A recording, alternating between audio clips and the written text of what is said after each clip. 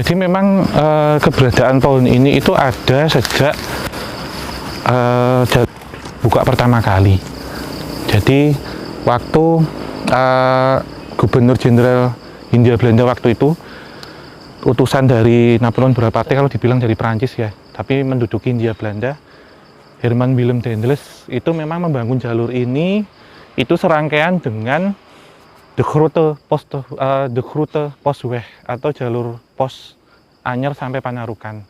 Dan Eyang sih cerita bahwasanya waktu pembangunan ini dulu juga awalnya itu memang jalannya sudah ada, tapi hanya setapak seperti ini. Lalu oleh Daendels dibesarkan, jadi diperlebar gitu karena menjadi jalur pos. Dan waktu itu dipekerjakan banyak pekerja rodi yang ngambil dari sekitaran sini dan jauh.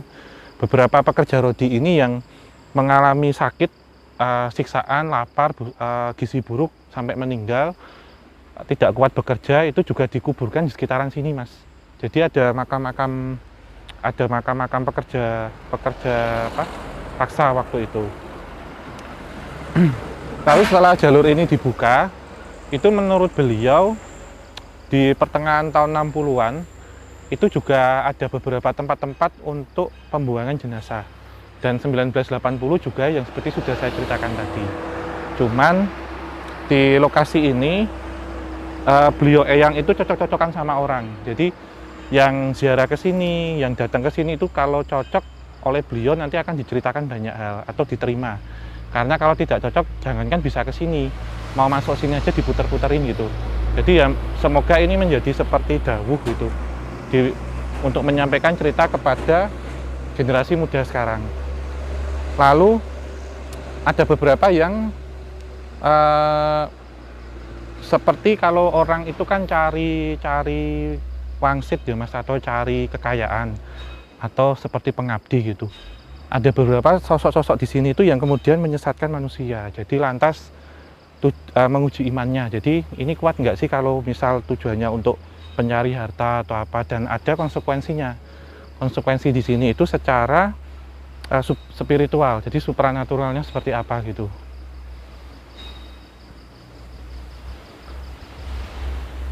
Cuman untuk penyebab kecelakaan itu tidak semua yang ada di wilayah Aras Roban ini. Jadi memang diceritakan ada memang berkaitan dengan kontur alam, geometrik jalan, dan juga tempat buangan untuk cari tumbal gitu. Itu sih Mas. Ini kita sudah dipersilakan untuk ke sana, dan beliau pesan nanti hati-hati di jalan, hati-hati ini juga ada jurang gitu. Kita harus sadar itu, maksudnya tetap terjaga, jadi jangan ngelamun apa ya gitu. Iya, ya wes hati-hati. Ini beliau berpesan tetap hati-hati, eling lan waspada. Jadi dengan apapun itu kita tetap harus jaga sopan santun, tetap berbaik sangka, dan hati-hati dimanapun kalian berada. Itu sih yang saya sampaikan. Sampaikan salam dulu ya Mas ya. Yuk jalan.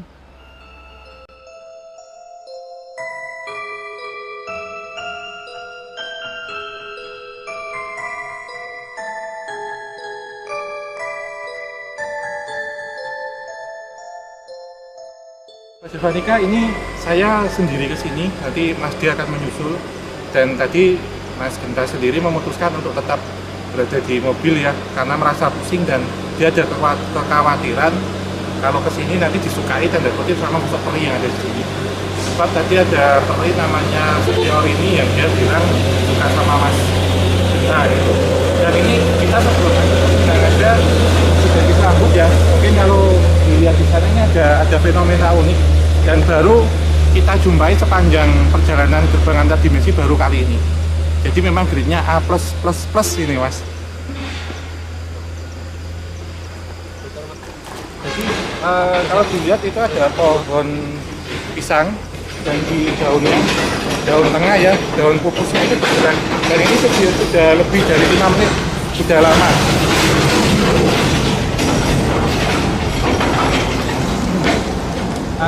Kalau kita bandingkan sama pohon yang sebelah, yang di sebelah sana, itu kan tenang. Lalu yang pohon yang lebih kecil, itu yang juga hanya daun tengahnya saja. Dan ini kalau secara metafisik, kalau secara mata batin itu digerakkan sama sosok kayak kuntilanak gitu mas, tapi dia lebih tinggi banget, jadi kayak melambaikan tangan ke kita gitu, dan kayak buat mainan gitu loh mas modelnya.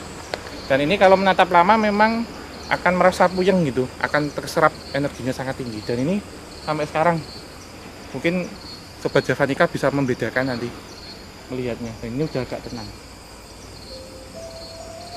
Jadi mas, kita diminta ke sana. Ya, tapi aman nggak? Aman, Aman ya? bentar saja.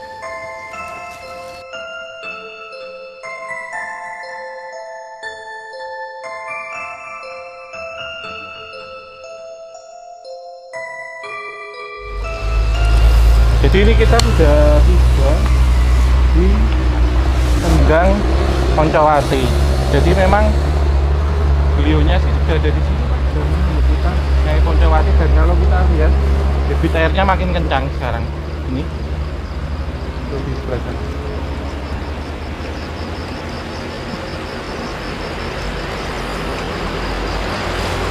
Dan ini mas, yang beberapa sudah saya ceritakan tadi ya. Jadi ini menjadi tempat itu untuk bertapa zaman dahulunya.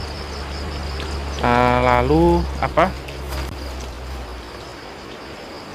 Boleh dibilang jadi kayak sendang kamulian gitu mas. Jadi kalau mau untuk rupa, kemudian untuk naik derajat jabatan, ada beberapa orang yang mengambil air dan mandi di sini gitu. Tapi ya memang kalau kita bersemedi di sana, itu ujiannya luar biasa besar. Jadi tidak hanya ujian secara fisik, tapi juga secara metafisik. Mas Dim, mungkin sudah dapat gambaran?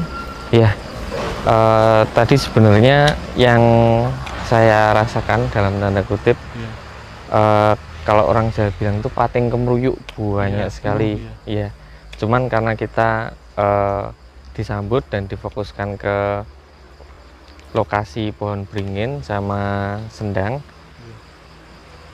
saya tadi coba menggambar beberapa visual, nanti mungkin akan di ini ya, di preview, kemudian didetailkan.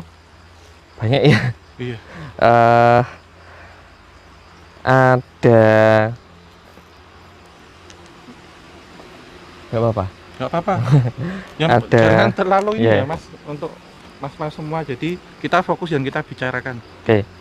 Ada dua. Ada yang megang tanganku. Nggak apa-apa, nggak apa-apa. Ada yang megang. Nggak apa-apa. Udah jalan ke sana orangnya. Sepertinya ada dua, seperti eyang-eyang ya, Iya. seperti ini. Rambutnya panjang semua, putih-putih. Pakainya bukan Jawa, tapi lebih lama, kuno, ya. iya, Yang lebih satunya kuno. apa, Mas? Ini didampingi sama beberapa. Saya lihat ada harimau, ada Iya. singa. Terus gambar lainnya tadi apa? Yang satu kayak ini, apa ya, kayak manusia salju gitu, tapi Sorry. Tenang.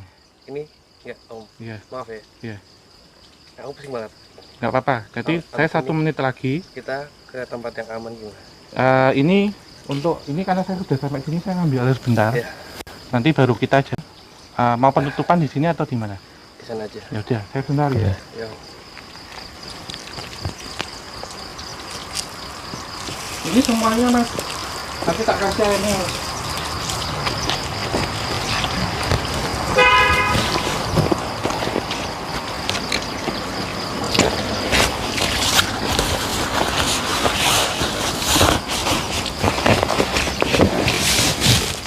Ini buat Iya. itu berarti. Buat basuh muka. Jadi katanya beliau, katanya Nyai Poncowati tadi untuk basuh muka barikas.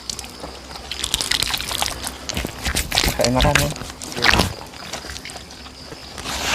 seger ya. Iya.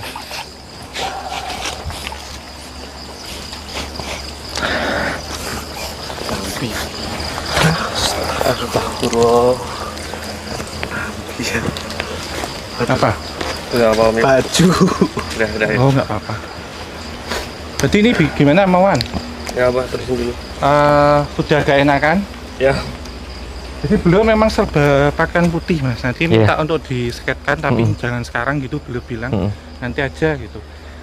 Terus ada beberapa danyang-danyang yang mengelilingi tapi berpakaian Jawa semua. Iya. Selama ini kalau kita bilang peri itu kan bajunya aneh-aneh, tapi ini semuanya pakai baju Jawa. Saya merasakannya juga gitu, Om Iya. Lau.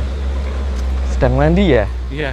Main air lah, bukan Main air mandi, dulu. main air. Heeh. Terus ini kita ada pengawalan sih mas sebenarnya. Jadi Kiai Singoroban, sosok singa putih besar, kayak white lion. Oh, yang dekat sama yang-yangnya tadi? Iya. Oh, yang- iya, yang iya. mengawal kita. Itu juga nanti ada di gambar berartinya? Iya. Ini waktu kita sudah cukup memang mas. Jadi lebih baik kita tutup di sini. Nanti kita jalan, ini sudah diperingatkan. Jadi kita tutup ya Sobat Javanika dan rekan-rekan. Wabillahi taufiq wal hidayah. Wassalamualaikum warahmatullahi wabarakatuh. Ayo.